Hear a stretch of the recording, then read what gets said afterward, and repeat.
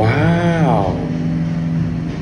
กัมพูชาไทยจบកិច្ចព្រមព្រៀងបាទจบកិច្ចព្រមព្រៀងសន្តិភាពแล้ว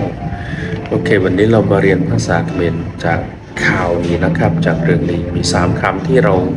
เรียนวันนี้ก็คือคำแรกก็คือคำว่าซอนติเพียบ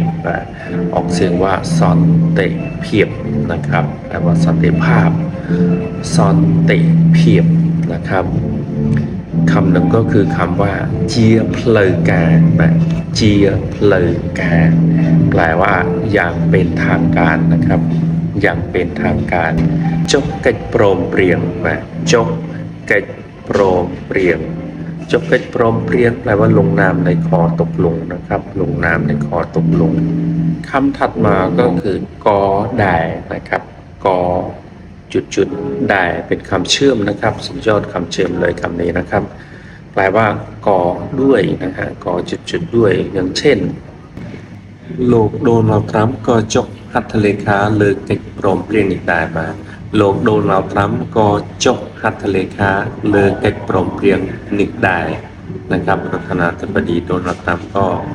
เซ็นด้วยก็ลงนามด้วยนะครับลงนามในข้อตกลงนี้ด้วย